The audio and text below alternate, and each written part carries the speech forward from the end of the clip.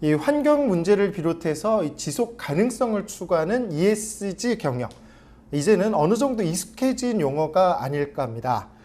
광범위하게 쓰이지만 그만큼 환경 오염의 주범으로 인식되어 플라스틱이 이 소재가 친환경으로 변하면서 ESG 경영에도 탄력이 붙고 있다고 하는데요. 인물 포커스 오늘은 한국 바이오 플라스틱 협회 이사를 겸임하고 계신 경희대학교 식물환경 신소재공학과 황성현 교수님과 이야기 나눠보겠습니다. 교수님 안녕하세요. 안녕하세요. 네, 경희대학교 황성현입니다. 예, 교수님 우선 본인 그리고 교수님이 현재 이사로 계신 바이오 플라스틱 협회에 대해서 시청자분들께 소개 한 말씀 부탁드릴까요? 네, 안녕하세요. 저는 경희대학교 식물환경 신소재공학과에서 바이오 플라스틱을 연구하고 있는 황성현이라고 합니다. 제가 소속돼 있는 한국 바이오 플라스틱 협회에 대해서 잠깐 설명을 드리자면, 최근 폐기물, 플라스틱 관련된 이슈들이 좀 많이 문제가 되고 있는데요. 그것들을 조금 더 지속 가능한 디자인을 만들기 위해서 생분해성 플라스틱 또는 바이오 매스 플라스틱들이 조금 대안으로 자리 잡고 있는데, 이런 산업들을 조금 활성화시키고자 기업들에게 조금 더 정보를 제공하고, 나아가서는 정부 정책들을 조금 제안을 하는 역할들, 그리고 또는 소비자들, 시민들에게 이런 것들을 홍보할 수 있는 역할들도 맡아서 활동하고 있는 협회라고 얘기 드릴 수 있을 것 같습니다. 네, 방금 또 설명해 주시긴 했는데, 이 바이오 플라스틱이라는 용어가 아무래도 많은 시청자분들께는 또 생소하실 수도 있을 것 같습니다. 예. 어떤 걸 뜻하는 거지요? 바이오 플라스틱이 쉽게 얘기 드리자면 소위 말해 썩는 플라스틱이라고 좀 들어보셨을 거예요. 그래서 땅에 미생물들이 이 플라스틱들을 먹어서 이산화탄소로 배출돼서 자연으로 돌아갈 수 있는 플라스틱이고요. 최근에는 플라스틱이 500년 정도 썩지 않는다라고 얘기를 많이 하지 않습니까? 근데 그것들을 짧게는 6개월, 뭐 길게는 2, 3년 안에 분해시킬 수 있는 생분해성 플라스틱들이 많이 개발되고 있습니다. 또는 자동차 소재 같은 경우는 석유계 원료를 쓰는 게 아니라 우리가 흔하게 보시는 옥수수계 원료나 또는 아예 해양에서 나오는 식용계, 비식용계 물질을 가지고서 자연계 물질을 전환을 시켜서 썩지는 않지만 이산화탄소를 배출을 좀 적게 만들어줄 수 있는 플라스틱들도 바이오 플라스틱이라고 얘기를 하고 있습니다. 방금 말씀해 주시기도 했고, 제가 유튜브에서 또 영상 찾아보니까 말씀하신 대로 옥수수, 해초 이런 거 가지고 플라스틱을 만들더라고요. 그만큼 안전하다는 얘기겠고, 나중에 가면 이게 집에서도 생산할 수가 있을 것 같습니다. 뭐 지금 학생들이 재미삼아 이렇게 녹말을 가지고서 물을 갖고 이렇게 많이 으깨면 뭔가 딱딱해지는 느낌을 좀 받는데, 그런 것들도 일종의 플라스틱이라고 볼 수가 있고요. 분해도 미래에는 아마도 우리 집에 있는 화단에서 플라스틱을 분해할 수 있는 시대가 머지않아 올 거다라고 예상을 해봅니다.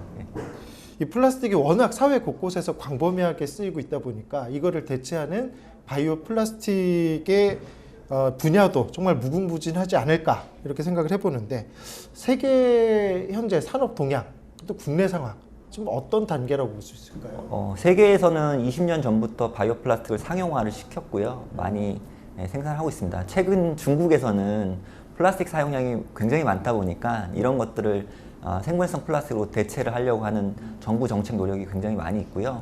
생산국가로서는 뭐 미국은 옥수수를 굉장히 많이 생산하고 있기 때문에 미국이 대표적인 생분해성 플라스틱 생산국가이면서, 또 유럽에서도 땅 자체가 굉장히 좁다 보니까 재활용 정책도 물론 많이 펼치고 있지만 생분해성 플라스틱을 사용하는 국가들도 많이 늘어나고 있다고 보실 수 있습니다. 그래서 우리나라에서도 아직까지는 재활용이 조금 주 정책을 이루고 있지만, 이렇게 생활 편의한 제품들을 아끼는 게 좋지만 어쩔 수 없이 쓰는 것들은 생분해성 플라스틱으로 대체하려고 하는 노력들을 많이 하고 있습니다. 그러면 이렇게 시장 확대 가능성은 무궁무진한데, 이 시장 확대를 혹시 가로막는 그런 뭐 장애 요소라든지 뭐 제한적인 요소가 있다면 어떤 점들이 있을까요? 첫 번째로는 아무래도 이제 시작하는 단계다 보니까 석유계 플라스틱에 비해서 가격이 좀 비싸다는 문제점이 있습니다. 아무래도 시장 초기 단계다 보니까 현재로는 한 3배 정도 비싼 가격 때문에 기업들이 많이 그것들을 생산하기가 조금 어려운 부분이 있는데, 이것도 마찬가지로 시장이 열리면 당연히 가격은 떨어질 거라고 예상이 들고요. 두 번째로는 이제 국가 정책의 일관적인 행동들이 조금 중요하다고 생각하는데, 이제 코로나 이전에는 우리가 일회용품을 규제를 많이 했었습니다. 근데 이제 감염병 시대가 도래하면서 맞습니다. 개인의 건강 때문에 또 일시적으로 일회용 컵을 쓰게끔 만들었다가 또 다시 이제 제한 정책이 나오고 이렇게 일관성이 좀 없는 플라스틱 정책들이 이렇게 대체제를 만들 수 있는 생물성 플라스틱의 시장을 조금 더 위축시킬 수 있는 그런 위험 요소로 요즘은 자리 잡았게 돼서요.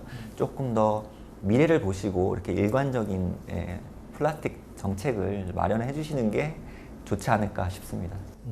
이번에 또 동남권 ESG 포럼에 또 참석을 하시는데 혹시 발제해 주신 내용 좀 간략히 소개를 해 주신다면 예. 그리고 아울러서 마지막으로 앞으로 또 이 포럼의 방향성에 대해서도 조언을 한 말씀 해 주신다면요.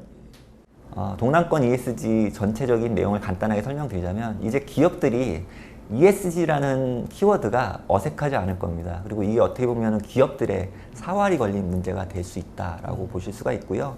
근데 대기업들은 준비를 많이 해오고 있지만 중소기업들은 아직까지는 ESG 경영에 대해서는 굉장히 좀 어려움을 겪고 있다라고 볼 수 있어서 대기업과 중소기업이 상생할 수 있는 방안, ESG 경영 방안에 대해서 고민을 해보고 이것들을 동남권 지역의 기업 또는 이렇게 방송국에서 나서서 이렇게 해주실 수 있다고 하면은 굉장히 중소기업들한테는 도움이 많이 될 수 있는 부분이다. 그래서 나아가서는 전체적으로 네이처 카본 네거티비티라고 탄소를 아예 이제 마이너스로 떨어뜨려야 되는 시대가 도래를 하는데요. 그때는 탄소세도 굉장히 많이 발생될 수 있고 기업들에게 위험적인 요소로 자리를 잡을 수 있기 때문에 지금부터 준비를 잘 해 나가셔야 되는데 중소기업들이 아무래도 많은 도움을 받지 않을까 싶습니다. 그래서 앞으로도 동남권 ESG가 이런 기업들, 특히 영세한 또는 중소기업들, 어려운 기업들을 조금 도움 줄 수 있는 그런 정책 방향들을 조금 제시해 줄 수 있다면 굉장히 기업들이 많은 발전을 하지 않을까 생각됩니다. 네, 오늘 이렇게 나와주셔서 감사드리고요. 앞으로 또 많은 활동 기대하겠습니다. 네, 고맙습니다. 네, 감사합니다.